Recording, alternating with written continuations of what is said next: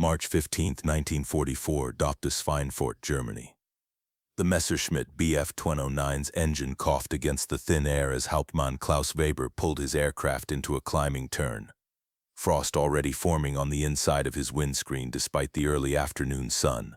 His breath came in visible puffs inside the cramped cockpit, each exhalation a reminder of the brutal cold that seemed to seep through every rivet and seal of his fighter. At nearly 6 miles above the Earth, the temperature had plummeted to -40°F, turning his cockpit into what felt like a flying icebox. Weber flexed his fingers inside his leather gloves, trying to maintain feeling in his fingertips as he scanned the sky ahead. The intelligence reports had been accurate. A massive formation of American heavy bombers was approaching from the west, their contrails writing white signatures across the crystalline blue sky. But as his eyes focused on the distant specks growing larger by the second, something seemed different about this raid. "Achtung, all aircraft," crackled the voice of his squadron leader through the radio, the transmission barely audible over the static and engine noise. American heavy bombers bearing 270, altitude 28,000 and climbing, form up for attack. Weber pushed his throttle forward, feeling the Daimler-Benz engine respond with a surge of power that pressed him back into his seat. As he closed the distance, the American formation resolved into its familiar pattern. Dozens of Boeing B-17 flying fortresses arranged in a defensive box formation, their aluminum surfaces gleaming in the harsh sunlight. But something was wrong with the picture. Where he expected to see the telltale signs of crews struggling against the brutal cold of high-altitude combat, he instead observed something that made him blink hard, certain his oxygen-starved brain was playing tricks on him. The American gunners in their transparent turrets were moving with fluid precision, tracking his approach with their .50-caliber machine guns. There was no sluggishness in their movements, no visible signs of the numbing cold that should have been devastating their motor skills at this altitude. Weber had seen German bomber crews at similar heights, men so frozen they could barely operate their weapons, their reactions slowed by hypothermia and oxygen deprivation. As he swept past the formation's flank, preparing for his attack run, Weber caught a glimpse through one of the bomber's waist gun positions. What he saw defied everything he understood about high-altitude warfare. The American gunner was moving normally, apparently unencumbered by the extreme cold.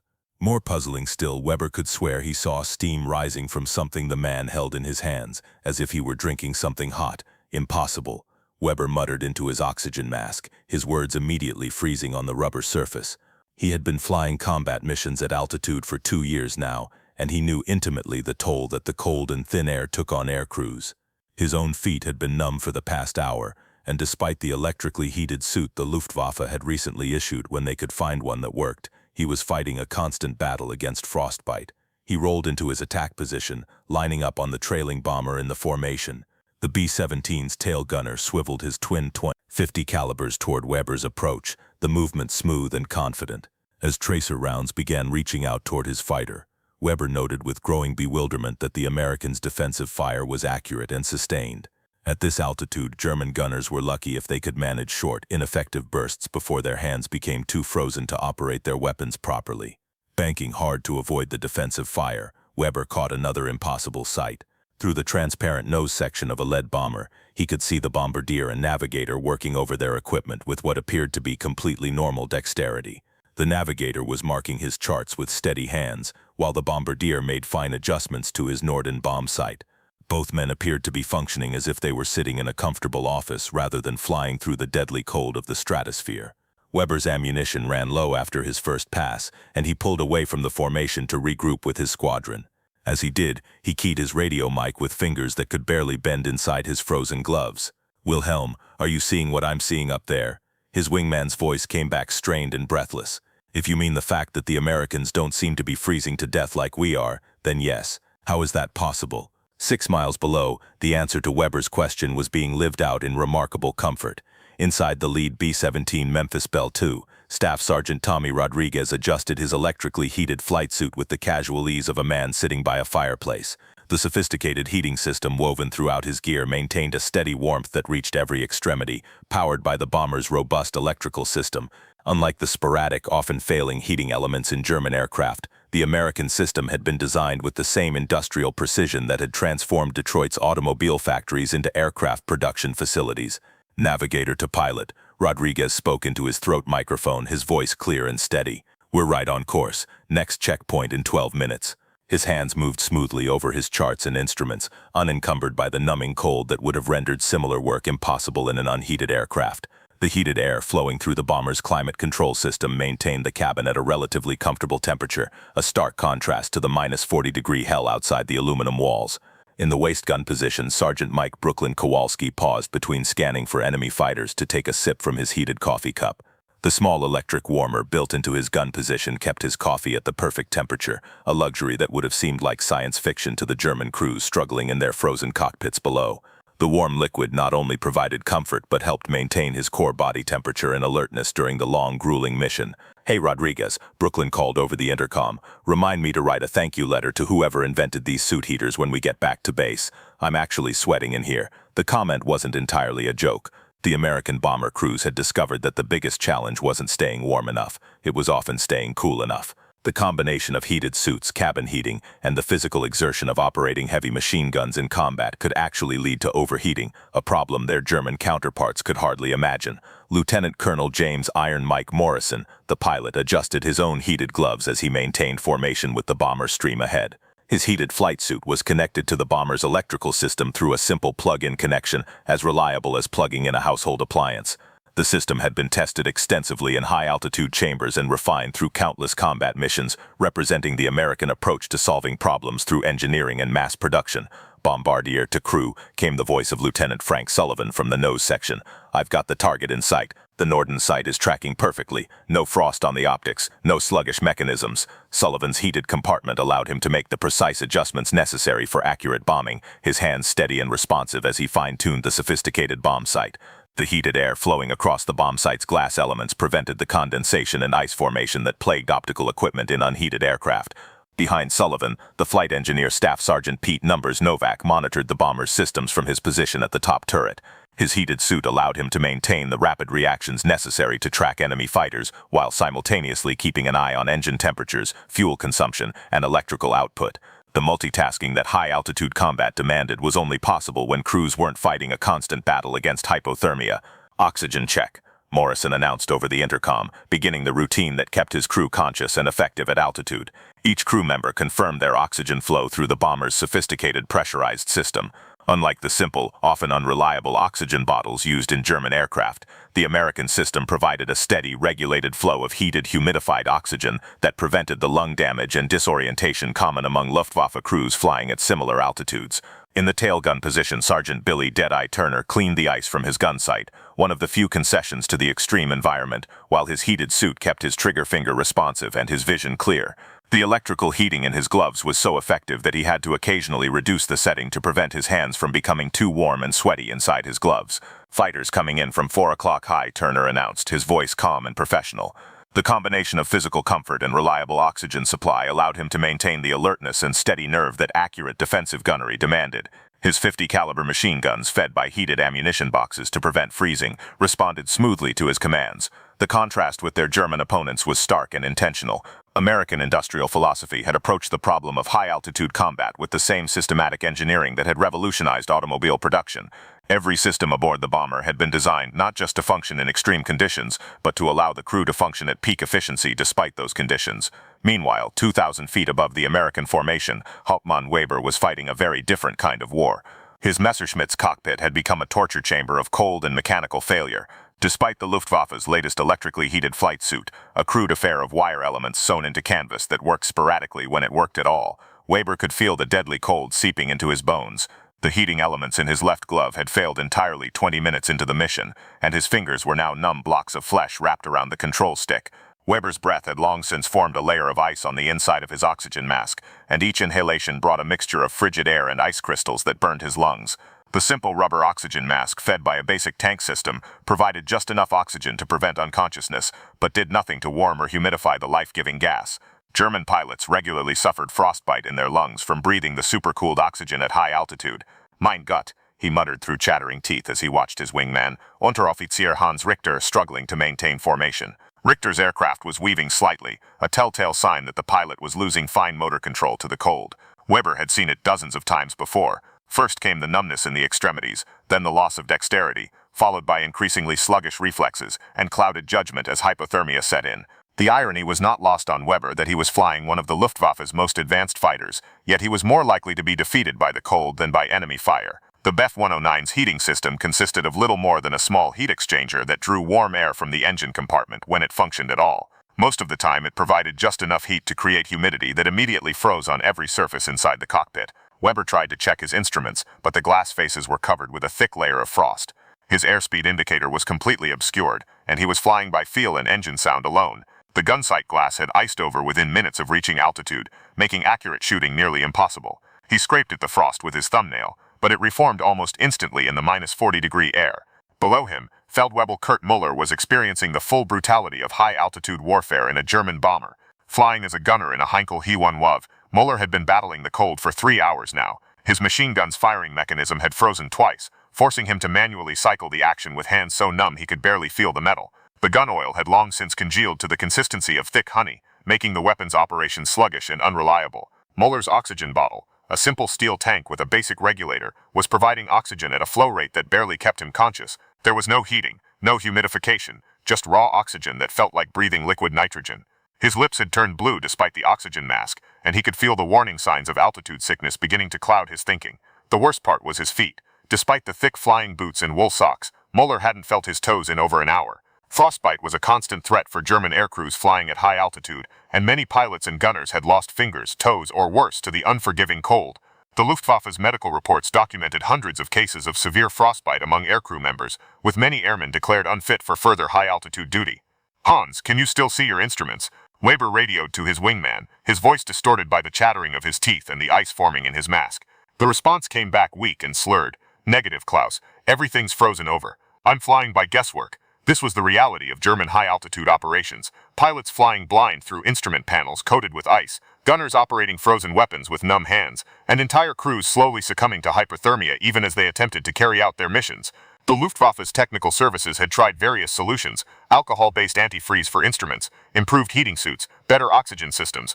But Germany's strained industrial capacity, focused on producing more aircraft rather than improving crew comfort, meant that these improvements were sporadic and often unreliable. Weber lined up for another attack on the American bombers, knowing that his effectiveness would be severely compromised by his physical condition. His frozen hands could barely operate the gun trigger, and his ice-obscured gun sight made accurate aiming nearly impossible. As he dove toward the formation, he watched in bitter amazement as the American gunners tracked his approach with smooth, precise movements that spoke of complete physical comfort and optimal functioning. The contrast was devastating to German morale. Here were airmen flying in heated comfort, drinking hot coffee, and operating their weapons with the precision of men sitting in a comfortable office, while the supposedly superior German pilots were fighting a losing battle against the elements in their own aircraft. Weber's ammunition ran out after a brief, ineffective burst, his frozen finger barely able to squeeze the trigger.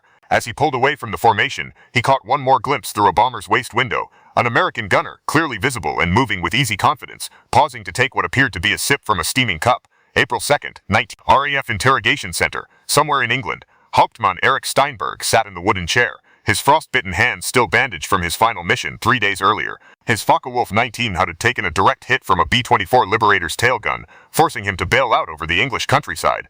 Now, as a prisoner of war, he was about to learn something that would shake his understanding of the air war to its core. The British intelligence officer, Wing Commander Harrison, placed a steaming cup of tea in front of Steinberg, a small courtesy that the German pilot appreciated more than his captors could know. His hands were still recovering from severe frostbite sustained during his last high-altitude intercept mission, when his aircraft's heating system had failed completely at 32,000 feet. "We've had quite a few of your colleagues pass through here recently," Harrison said in fluent German, settling into his chair across from Steinberg. "They all seem to have the same questions about our bombers. Specifically, they want to know how our crews stay warm up there." Steinberg looked up sharply. He had indeed been wondering about that very thing ever since his first encounter with American heavy bombers 6 months earlier. The fluid, precise movements of the enemy gunners at altitude had puzzled every German pilot he knew.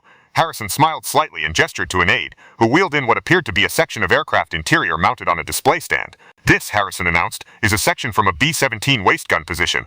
Would you like to examine it?" Steinberg approached the display cautiously. What he saw defied everything he thought he knew about high-altitude aircraft design. The gun position was fitted with what appeared to be a small electrical heating unit, complete with connections for heated flight suits and... Was that actually a coffee warmer? "Scheisse," Steinberg breathed. unconsciously reverting to his native language. His eyes traced the electrical connections that ran throughout the gunner's position. Thick, insulated wiring connected to multiple heating elements, all designed to keep the gunner warm and functional at extreme altitude. Your expression is quite typical, Harrison observed. Most of your fellow airmen react the same way. Would you like to see the flight suit? An aide brought forward an American electrically heated flight suit, and Steinberg's eyes widened as he examined it.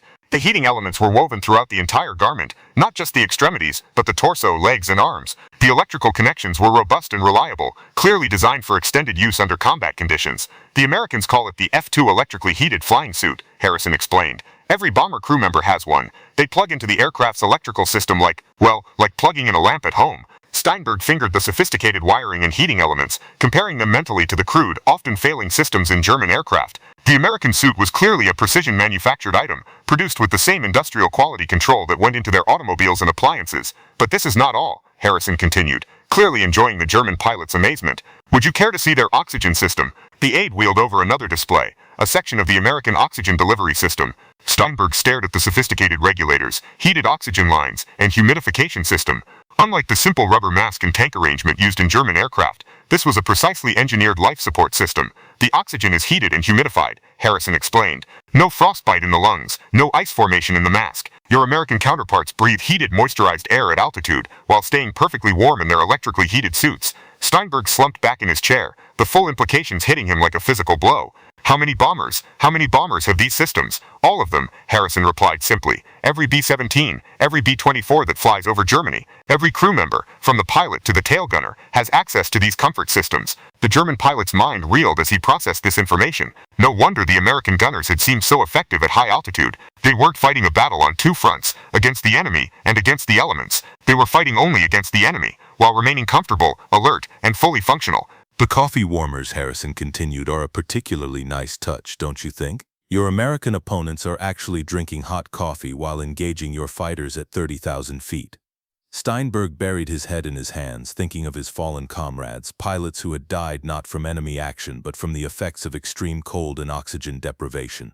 How many German aircrews had been lost simply because they couldn't function effectively in the brutal conditions of high-altitude warfare. There's more, Harrison said quietly. The entire bomber is heated. The instrument panels have anti-icing systems. The gun mechanisms are kept warm to prevent freezing. Even the ammunition is stored in heated compartments. The revelation was devastating. While German aircrews had been fighting a desperate battle against hypothermia and equipment failure, their American opponents had been flying in what amounted to heated, pressurized offices in the sky. The technological gap wasn't just significant, it was overwhelming. "Why are you telling me this?" Steinberg asked finally. Harrison leaned forward. "Because the war is changing, Hauptmann. Your industrial capacity is stretched to its limits building more aircraft, while ours is focused on building better aircraft. These comfort systems aren't luxuries, they're force multipliers. A warm, comfortable crew is an effective crew. 6,000 miles away in a Boeing factory in Seattle, the American approach to warfare was being demonstrated on a massive scale. Henry Hank Morrison, no relation to the bomber pilot of the same name, stood on the factory floor watching as workers installed the latest F-3 electrically heated flight suits into a B-17 that would be flying over Germany within 2 months. As the chief engineer for Boeing's Crew Comfort Systems division, Morrison embodied the American industrial philosophy that was revolutionizing aerial warfare. "Every system has to work, every time," Morrison explained to a group of visiting Army Air Forces officers. "Our boys are flying 8-hour missions at altitudes where the human body simply cannot function without technological assistance. We don't just want them to survive, we want them to perform at peak efficiency for the entire mission." The heated flight suit production line stretched for nearly a quarter mile through the converted textile factory. Unlike the hand-sewn, often unreliable heating elements in German equipment, the American suits were produced using the same mass production techniques that had revolutionized the automobile industry. Each heating element was precision manufactured, tested, and installed using assembly line methods that guaranteed consistency and reliability. "The Germans are still thinking like craftsmen," Morrison continued, picking up one of the completed suits. "Each of their aircraft is essentially hand-built, with systems cobbled together from whatever materials are available. We're thinking like industrialists. Every B-17 that rolls off our production line has identical systems, tested to identical standards." The philosophy extended far beyond just keeping aircrews warm. In another section of the plant, workers were installing the sophisticated oxygen systems that would keep American bomber crews conscious and alert at extreme altitudes. The heated oxygen lines, precision regulators, and backup systems represented thousands of hours of engineering development, an investment that German industry, stretched to its breaking point, simply could not afford. Meanwhile, in occupied France, the contrast in industrial priorities was starkly evident. Oberingenieur Wolfgang Messner stood in the hastily constructed Luftwaffe repair depot outside Paris, watching mechanics strip heating elements from damaged aircraft to install in new fighters. The German war economy, focused on producing maximum numbers of aircraft to replace devastating losses, had little capacity for the kind of systematic crew comfort improvements that American industry was implementing. "We need every aircraft we can get into the sky," Messner explained to his subordinates. "Pilot comfort is a luxury we cannot afford when we're losing 50 aircraft a day over the Reich." But Messner knew, as did every experienced Luftwaffe engineer, that this approach was ultimately self-defeating. German pilots were becoming less effective as the war progressed, not just due to reduced training time, but because they were flying aircraft that actively degraded their performance at high altitude. The irony was bitter. In their desperate attempt to put more fighters in the sky, they were inadvertently ensuring that those fighters would be less effective when they encountered the enemy. The heating suits available to German aircrews were a perfect example of the problem. Produced in small quantities by various manufacturers using whatever materials could be obtained, the suits varied wildly in quality and reliability. Some worked adequately for a few missions before failing, others never worked at all. There was no standardization, no quality control, and no systematic testing program. Back in England, the results of American industrial philosophy were becoming evident in mission reports. Colonel Robert Thunderbolt Mackenzie reviewed the latest intelligence summary at 8th Air Force Headquarters. The data was remarkable. American bomber crews were maintaining consistent accuracy and defensive effectiveness even on missions lasting 8 hours or more at extreme altitude. German fighter effectiveness, by contrast, was declining steadily as their pilots struggled with equipment failures and cold-related performance degradation. "Look at these numbers," Mackenzie pointed out to his staff officers. "Our gunners are scoring hits at a rate nearly 3 times higher than German intelligence estimates predicted. Their fighters are breaking off attacks earlier and showing less aggressive tactics. It's not that their pilots have become less brave, they're simply less capable of fighting effectively in the conditions we're forcing them to operate in." The American approach had turned high-altitude bombing into a battle of industrial systems rather than individual heroism. While German pilots were fighting a constant battle against their own equipment, American aircrews were free to focus entirely on their tactical objectives. The heated coffee that so amazed captured German pilots was merely a symbol of a much larger technological and philosophical divide. Dr. Margaret Ellis, a physiologist attached to the Army Air Force's Medical Research Division, had been studying the performance effects of crew comfort systems. Her findings confirmed what the mission reports suggested. Crews operating in heated, pressurized environments maintained their cognitive abilities and physical coordination throughout long missions, while crews exposed to extreme cold showed significant performance degradation within the first hour of high-altitude flight. "We're not just keeping our air crews comfortable," Dr. Ellis explained in her report to Air Force leadership. "We're maintaining their effectiveness as weapon systems. A bomber crew that can function at peak efficiency for 8 hours represents a far greater combat capability than a crew that begins degrading after 1 hour." The philosophy extended to every aspect of American bomber design. Instrument panels were heated to prevent ice. Gun mechanisms were kept warm to ensure reliable function. Even the bomb bay doors were equipped with heating elements to prevent them from freezing shut at altitude. Every system had been designed with the understanding that mechanical reliability and crew comfort were not luxuries, but essential components of combat effectiveness. By the winter of 1944, the consequences of this technological divide had become impossible to ignore. Hauptmann Klaus Weber, the same pilot who had first witnessed the impossible sight of comfortable American bomber crews 6 months earlier, sat in a Luftwaffe medical facility near Munich. His left hand was heavily bandaged, 3 fingers lost to frostbite during his final mission. The irony was not lost on him that he had been shot down not by enemy fire, but by his own inability to operate his aircraft's controls after his heating system failed at 28,000 feet. "How many pilots have we lost to the cold this month?" Weber asked the medical officer who was changing his dressings. Dr. Heinrich Kurtz looked up from his work, his face grim. "Officially, none. Frostbite injuries are not recorded as combat losses. Unofficially," he gestured around the ward where a dozen other airmen were recovering from cold-related injuries, "we're losing more pilots to hypothermia and frostbite than to enemy action in some squadrons." the statistics that Dr. Kurtz couldn't officially record told a devastating story. German pilot effectiveness had plummeted as the war progressed, not just due to reduced training time, but because of the cumulative effects of flying in brutal conditions. Pilots who survived multiple high-altitude missions often suffered permanent nerve damage in their hands and feet, reducing their ability to operate aircraft controls with precision. Meanwhile, American bomber crews were completing tour after tour with no cold-related injuries whatsoever. The heated environment aboard their aircraft had eliminated frostbite as a factor in aerial combat, allowing experienced crews to accumulate hundreds of hours of combat time while maintaining peak performance. 300 miles to the west, the results were visible in the skies over Germany itself. Staff Sergeant Tommy Rodriguez, the same navigator who had been comfortably marking his charts in a heated bomber 6 months earlier, was now completing his 25th mission, his ticket home. As he looked down at the German landscape through the clear glass of his heated navigator's position, he reflected on how routine these missions had become. "Can you believe we used to think this was dangerous?" he commented to his pilot over the intercom, adjusting his heated suit to a lower setting as the electrical system maintained perfect climate control throughout the bomber. The truth was that the technological advantage had fundamentally changed the nature of the air war. German fighters, handicapped by equipment failures and pilot performance degradation, were becoming increasingly ineffective against American bombers.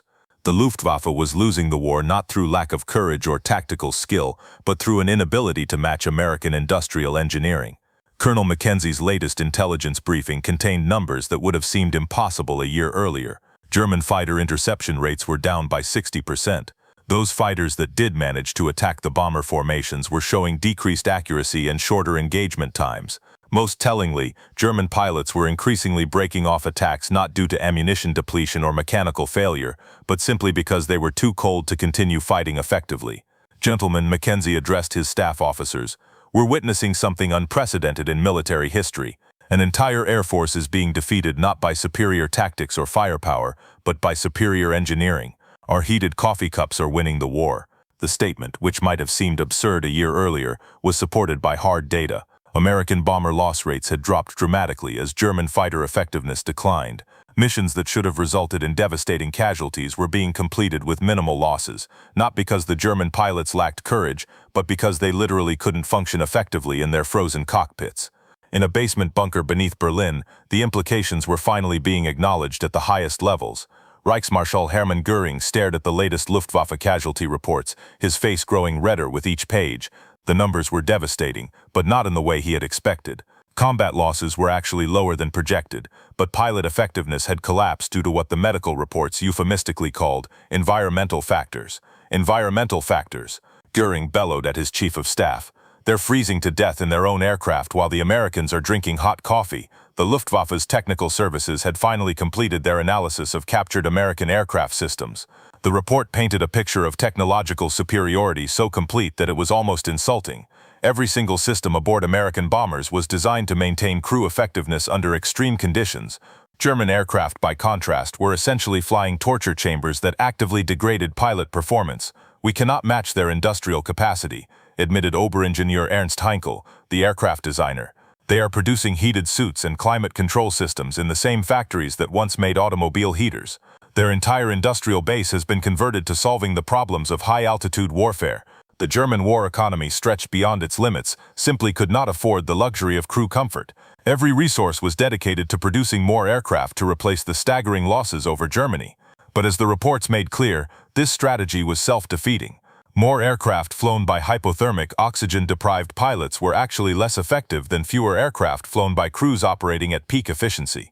By the spring of 1945, the technological divide had become a strategic reality that would help shape the outcome of the war. The American approach to industrial warfare, treating crew comfort as a combat multiplier rather than a luxury, had created an insurmountable advantage in the skies over Europe. German pilots, no matter how skilled or brave, simply could not compete with opponents who were operating in heated, pressurized, technologically advanced aircraft.